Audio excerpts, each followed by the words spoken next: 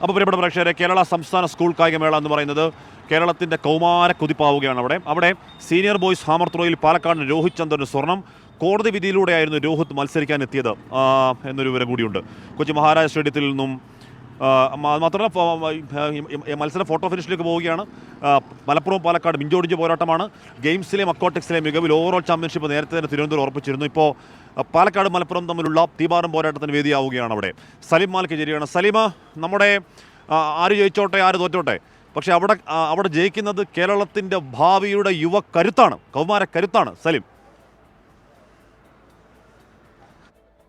കാശ്മീർ ഒരു സംശയമില്ല, അതങ്ങനെ തന്നെയാണ്. മാത്രമല്ല ഏറ്റവും അവസാന ലാപ്പ് മത്സരങ്ങൾ കൂടി ഇപ്പോൾ ആരംഭിച്ചിട്ടുണ്ട്. 200 മീറ്റർ മത്സരങ്ങളാണ് ഇപ്പോൾ ആരംഭിച്ചിരിക്കുന്നത്. ഇതിന് തൊട്ടു പിന്നാലെ തന്നെ 4x400 മീറ്റർ റിലേ കൂടിയുണ്ട്.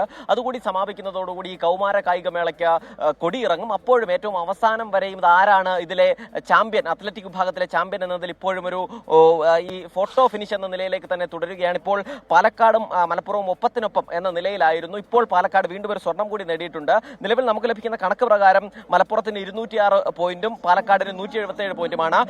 ഇപ്പോൾ 177 പോയിന്റിൽ നിന്ന് ഒരു സ്വർണം കൂടി നേടി 182 പോയിന്റിലേക്ക് പാലക്കാട് പോയിന്റ് പട്ടിക ഉയർത്തിയിട്ടുണ്ട്. ഇപ്പോൾ ജൂനിയർ ഗേൾസ് വിഭാഗത്തിന്റെ 200 മീറ്റർ മത്സരമാണ് നടക്കുന്നത്. നമ്മൾ ആ ദൃശ്യങ്ങളും ഇപ്പോൾ നമുക്ക് കാണാൻ കഴിയും. എന്തായാലും ഈ 200 മീറ്റർ മത്സരങ്ങൾ കൂടി കഴിയുന്നതോടുകൂടി മലപ്പുറത്തിന് വ്യക്തമായൊരു ലീഡ് എടുക്കാൻ കഴിയുമോ എന്നുള്ളത് നമ്മൾ കാത്തിരിക്കേണ്ടതാണ്. അതല്ല, ഈ റിലേ മത്സരങ്ങളിലൂടെ പാലക്കാട് തിരിച്ചു പിടിക്കുമോ, ഈ ലീഡ് തിരിച്ചു പിടിക്കുമോ എന്നതും നമ്മൾ മനസ്സിലാക്കണം. ഇപ്പോൾ ആലപ്പുഴയ്ക്കാണ് ഈ വിഭാഗത്തിൽ സ്വർണം കരസ്ഥമാക്കിയിരിക്കുന്നത്. ആലപ്പുഴയുടെ ശ്രേയയാണ് 200 മീറ്റർ ജൂനിയർ ഗേൾസിൽ വിജയിച്ചിരിക്കുന്നത്.